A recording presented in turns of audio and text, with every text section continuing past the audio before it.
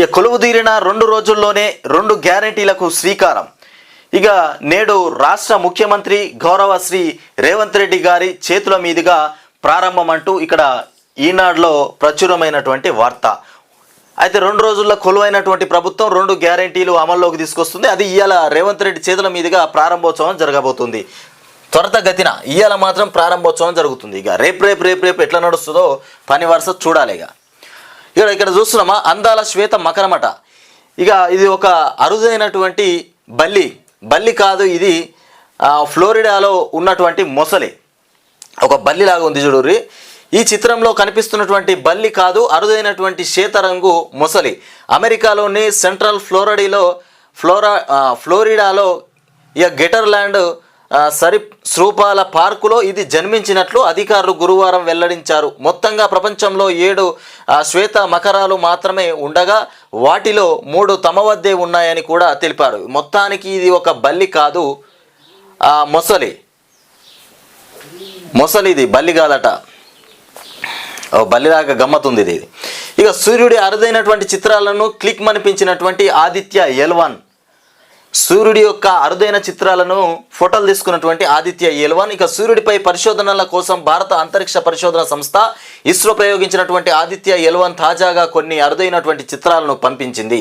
ఇక భానుడి పూర్తి గోళాన్ని 200-400 నానోమీటర్ల తరంగ ధైర్య పరిధిలో తొలిసారి క్లిక్ మనిపించింది. మొత్తానికి సూర్యుడి అరుదైనటువంటి చిత్రాలను ఆదిత్య L1 ఫోటోలు తీసి పంపించింది కిందికి. ఇక సాగరంలో పెరుగుతున్నటువంటి ఆమ్లత్వం. ఇక్కడ వార్త, సాగరంలో పెరుగుతున్న ఆమ్లత్వం. ఇక మిజోరాం సీఎంగా లాల్ దుహోమా ప్రమాణం చేశారట. ఇక మిజోరాం సీఎంగా ప్రమాణం చేసిండ్రు. ఇక లాల్ దుహోమాతో ముఖ్యమంత్రిగా ప్రమాణం చేస్తున్న గవర్నర్ కంబంపాటి హరిబాబు. ఇక మిజోరాం శాసనసభ ఎన్నికల్లో అద్భుత విజయాన్ని సాధించిన జోరం పీపుల్స్ మూవ్మెంట్ పార్టీ ఇక జెడ్పీఎం అధ్యక్షుడు లాల్ దుహోమా శుక్రవారం ముఖ్యమంత్రిగా ప్రమాణ స్వీకారం చేసిండ్రు. మిజోరాం సీఎం శుక్రవారం నాడు ప్రమాణ స్వీకారం చేసిండు సీఎంగా. ఇక ఛత్తీస్గఢ్ మధ్యప్రదేశ్లో ఓటమి అనూహ్యం అంటూ కాంగ్రెస్ అక్కడ చూస్తున్నాం మనం వార్త. ఇక సమావేశంలో పాల్గొన్న రాహుల్, మల్లికార్జున ఖర్గే, కేసీ వేణుగోపాల్ కూడా ఉన్నారు. ఇక ఇటీవల అసెంబ్లీ ఎన్నికల్లో భాజపా చేతిలో ఓటమి అనూహ్యమని, ఆ ఫలితాలు తమను తీవ్రంగా నిరాశపరిచాయని కాంగ్రెస్ పార్టీ నేతలు తెలిపారు. ఇక ఛత్తీస్గఢ్ మధ్యప్రదేశ్లలో పరాజయంపై ఆ పార్టీ నాయకత్వం శుక్రవారం ఢిల్లీలో విడివిగా సమీక్ష సమావేశాలు నిర్వహించింది. ఛత్తీస్గఢ్ మధ్యప్రదేశ్లో ఓటమి అనూహ్యం అని చెప్తున్నటువంటి కాంగ్రెస్ పార్టీ. మొత్తానికి స్థానికంగా ఉన్నటువంటి ప్రాంతీయ పార్టీలపైన విరక్తి చెందిన వాళ్ళు మాత్రమే కాంగ్రెస్ పార్టీకి ఓటేసారు తప్ప కాంగ్రెస్ పార్టీకి ప్రత్యేకంగా ఓటేసి గెలిపించాలనేటువంటి ఉద్దేశం ప్రజలకు అసలుకి లేదు. సెంట్రల్లో బీజేపీ బ్రహ్మాండంగా పనిచేస్తుందన్న అంశం అయితే తెలుసు కొన్ని చోట్ల. ఇక ఎగుమతి పరపతిపై జూన్ దాకా రాయితీ. ఈ పథకానికి మరో 2500 కోట్లు కేటాయించేందుకు కేబినెట్ ఆమోదం తెలిపింది. ఇక పాలస్తీనియాలకు ఎందుకు ఈ శిక్ష అంటూ ఇక్కడ వార్త చూస్తున్నాం మనము. తక్షణం కాల్పుల విరమణ పాటించాలి. ఇక తీర్మానానికి అనుకూలంగా ఓటేయండి. భద్రతా మండలికి ఐరాస సెక్రటరీ జనరల్ గుటెరస్ అభ్యర్థన చేస్తున్నారు. ఇక గాజాపై ఇజ్రాయిల్ బాంబు దాడి చేయడంతో భారీగా అలుముకున్నటువంటి పొగ. మొత్తానికి గాజా పైన ఇజ్రాయిల్ బాంబు దాడి చేసింది, దాంతో అలుముకున్నటువంటి పొగ అంటూ మనం ఇక్కడ విజువల్స్లో చూస్తున్నాము. ఇక విచారణకు ముందు ఎక్కువ రోజులు జైల్లో ఉంచలేమని వార్త వచ్చింది. ఇదేంటంటే మద్యం కేసులో సుప్రీంకోర్టు కీలక వ్యాఖ్యలు చేసింది. ఇక విచారణకు ముందు నిందితులను ఎక్కువ రోజులు జైల్లో ఉంచడం సరైనటువంటి చర్య కాదని సుప్రీంకోర్టు అభిప్రాయపడింది. ఢిల్లీ మద్యం కుంభకోణం కేసులో నిందితుడు పెర్నాడ్ రికార్డ్ ఇండియా ప్రతినిధి ఇక బినోయ్ బాబు బెయిల్ పిటిషన్ పైన శుక్రవారం విచారణ జరిపించినటువంటి సుప్రీం ధర్మాసనం ఆయనకు బెయిల్ మంజూరు చేసింది. ఈ సందర్భంగా దర్యాప్తు సంస్థల వ్యవహారాల శైలిపై జస్టిస్ సంజీవ్ ఖన్నా జస్టిస్ ఎస్వి.ఎన్. భట్ సభ్యుడిగా ఉన్న ధర్మాసనం పలు వ్యాఖ్యలు చేసింది. మొత్తానికి మద్యం కేసులో సుప్రీంకోర్టు కీలక వ్యాఖ్యలు. ఎక్కువ రోజులు జైల్లో ఉంచుకోలేం అంటే విచారణకు ముందు ఆ నిందితుడు ఎవరైతే ఉన్నారో మద్యం కేసులో ఉన్నటువంటి నిందితుడిని ఎక్కువ రోజులు జైల్లో ఉంచుకోమని చెప్తున్నటువంటి సుప్రీంకోర్టు. ఇక ఉల్లి ఎగుమతులపైన కేంద్రం నిషేధం.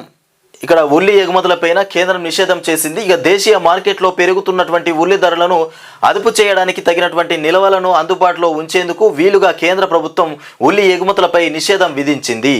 ఇక వచ్చే ఏడాది మార్చి 31 వరకు ఈ నిర్ణయం అమల్లో ఉంటుందని directorate general of foreign trade ఇక నోటిఫికేషన్ వెలువరించింది. ప్రస్తుతం ఢిల్లీలో బహిరంగ మార్కెట్లో ఉల్లి కిలో రూపాయలు 70 నుండి 80 చొప్పున విక్రయిస్తున్నారు. ఢిల్లీలో 80 నుండి కిలకు 70 నుండి 80 రేటు ధర పలుకుతుందట ఢిల్లీలో ఓపెన్ మార్కెట్లో ఉల్లి ధర. మొత్తానికి ఉల్లిని నిషేధించినటువంటి కేంద్రం అంటూ వార్త చూసాం మనం. ఇక సాక్షిలో చూద్దాం మనం వార్త. సాక్షిలో తృణమూల్ ఎంపీ ఇక మోయిత్రా పైన వేటు అంటూ ఇక్కడ వార్త చూస్తున్నాం మనము. డబ్బుకు ప్రశ్నల ఉదంతంలో లోక్సభ సభ్యత్వం రద్దు. ఇక ఎథిక్స్ కమిటీ నివేదిక ఆధారంగా స్పీకర్ ఓం బిర్లా నిర్ణయం. ఇక మూజావానీ ఓటుతో సభ ఆమోదం. తనపై వేటును తీవ్రంగా తప్పుబట్టినటువంటి మోయిత్రా ఇక అనర్హులైనటువంటి జడ్జీలతో కూడినటువంటి కోర్టు ఇక ఉరిశిక్ష తీర్పిచ్చినట్లు ఉందని ఎద్దేవా చేశారు. ఇక మోదీ సర్కారు పైన మరో 30 ఏళ్ళైనా పోరాడతామని స్పష్టీకరణ.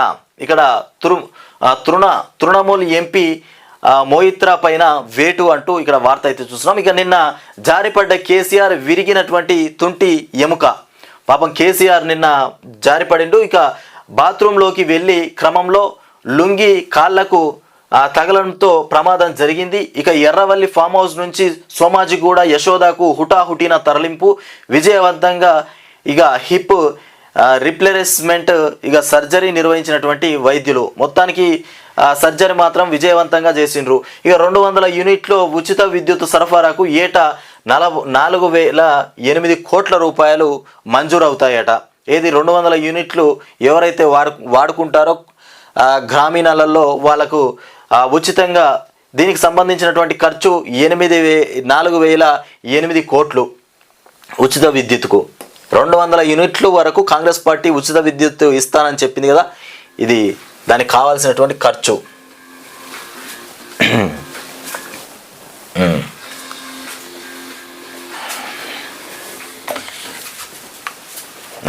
ఇక పథకం అమలుకు ఖర్చుపై సీఎం రేవంత్కు విద్యుత్ సంస్థ నివేదిక అంటూ మనం ఇక్కడ వార్త అయితే చూస్తున్నాము.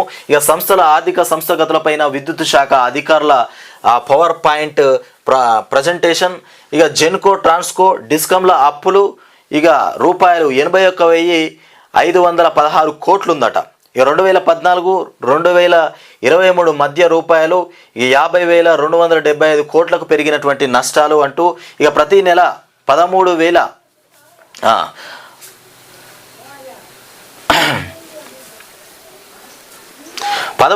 కోట్లు అప్పులు చెల్లించేందుకే కావాలి. ప్రతి నెల 1,300 కోట్ల రూపాయలు అప్పులు చెల్లించడానికి కావాలంట ఈ విద్యుత్తుకు సంబంధించి. సర్కారు నుంచి 12,515 కోట్లు ఇక ట్రూ ఆప్ ఛార్జీల బకాయి అంటూ మనం ఇక్కడ వార్త చూస్తున్నాం. ఇక హైదరాబాద్ రాష్ట్రంలో విద్యుత్ సరఫరా గతులు విద్యుత్ సంస్థల ఆర్థిక పరిస్థితి ఇక ఆదాయ వ్యయాలు అప్పులు నష్టాల వివరాలను విద్యుత్ సంస్థల యాజమాన్యాలు ముఖ్యమంత్రి యనుమల రేవంత్ రెడ్డికి ఇక పవర్ పాయింట్ ప్రజెంటేషన్ ద్వారా నివేదించారు. ఇక విద్యుత్ సంస్థల ఆర్థిక సంస్థ పైన సమగ్ర నివేదికను కూడా సమర్పించాయి. ఇక కాంగ్రెస్ పార్టీ ఎన్నికల మేనిఫెస్టోలో ప్రకటించినటువంటి హామీ మేరకు గృహాలకు ప్రతి నెల 2,200 యూనిట్ల లోపు ఉచిత విద్యుత్ సరఫరా చేయడానికి ఏటా 4,008 కోట్ల రూపాయలు వ్యయమవుతుందని చెప్తున్నటువంటి విషయం ఇది. ఇక 200 యూనిట్ల లోపు వాడుకుంటే కరెంటు ఫ్రీ, గవర్నమెంట్ ఫ్రీ ఇస్తుంది కాంగ్రెస్ ప్రభుత్వం. ఇక విన్నపాలు వినవలే అంటూ ఇక్కడ వార్త అయితే మనం చూస్తున్నాము. ఇది ఎక్కడి నుండి వచ్చింది వార్త చూద్దాం. ఇక రేవంత్ రెడ్డి ప్రజా దర్బార్కు పోటెత్తినటువంటి జనం.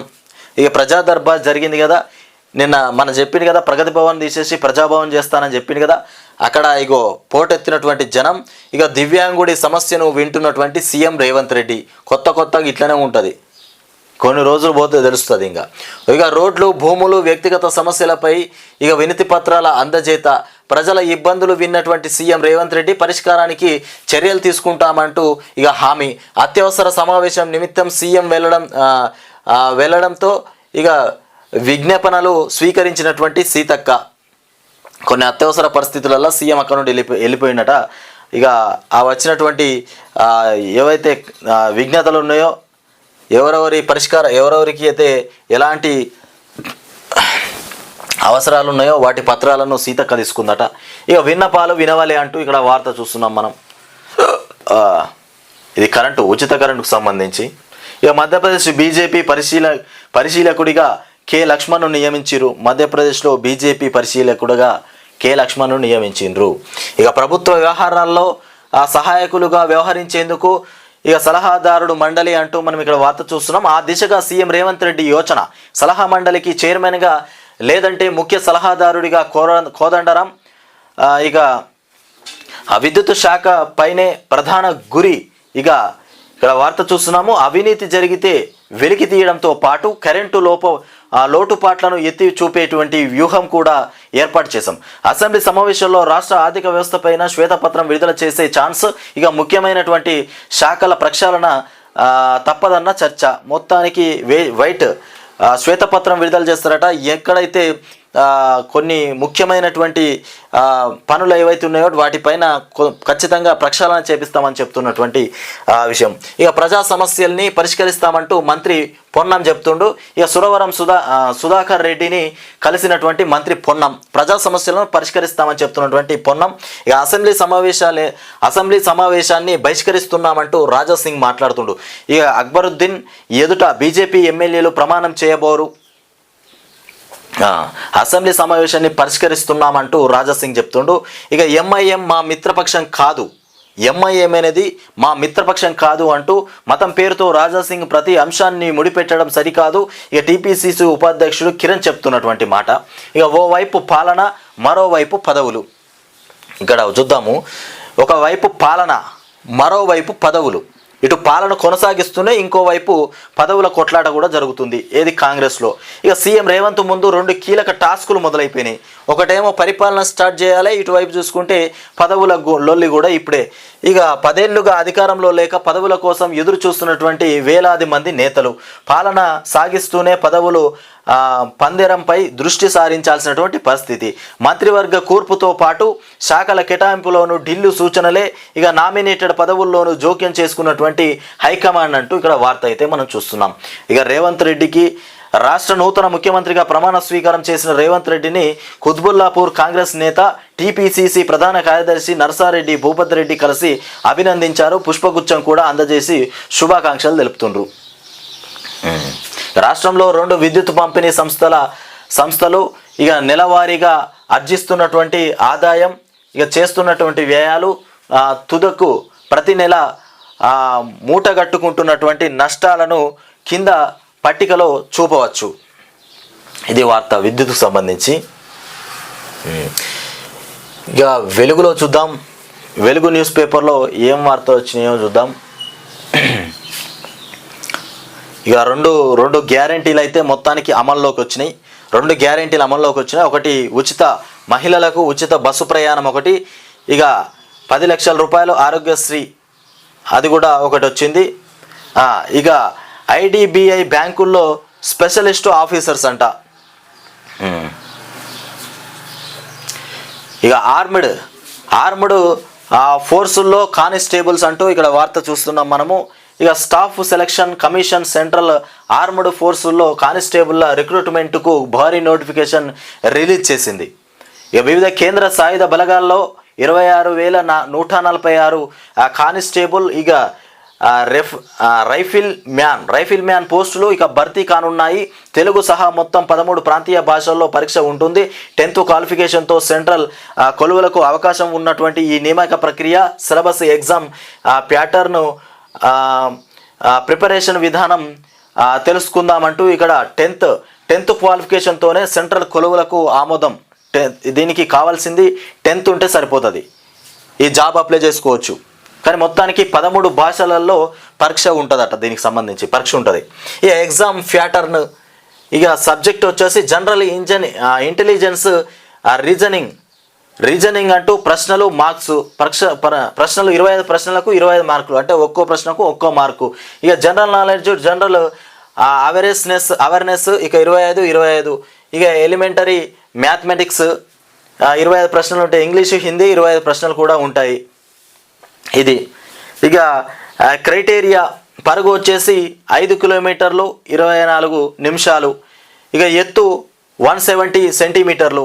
ఇక చెస్ట్ వచ్చేసి 80 నుండి 5 ఉండాలి. ఇక మహిళలకు 1.6 కిలోమీటర్లు మొత్తానికి 8 నుండి 5 నిమిషాలలో పరిగెత్తాలి.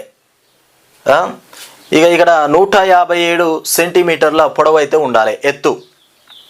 ఇది దానికి సంబంధించి. ఇక 6 గ్యారంటీలకు 60,000 కోట్లు. 6 గ్యారంటీలు ఏవైతే ఉన్నాయో వాటి 60,000 కోట్లు మంజూరు చేస్తుండ్రు. ఇక రైతు భరోసాకి ఏటా రూపాయలు 21,000 కోట్ల అవుతాయని అంచనా. రైతు భరోసాకి ఏటా 21,000 కోట్ల రూపాయలు ఖర్చు అవుతుందట. ఈ గ్యారంటీలకు నిధులపైన ఆర్థిక శాఖ కసరత్తు షురూ చేసింది. ఈ గ్యారంటీలకు సంబంధించినటువంటి అమలు కోసం ఆర్థిక శాఖ పనులు షురూ చేసిందట. ఇక ఓల్డ్ ఫైల్స్ చించేసినటువంటి తలసాని మాజీ ఓఎస్డి ఓల్డ్ ఫైల్స్ ఏవైతే ఉన్నాయో వాటిని చించి పడేసినరట. సర్కారు మారిన 4 రోజులకు కళ్యాణ్ నిర్వాకం. ఇక ప్రభుత్వ వర్గాల్లో చర్చకు దారితీసినటువంటి ఘటన. ఓల్డ్ ఫైల్స్ మొత్తం చించిపడేసిరట.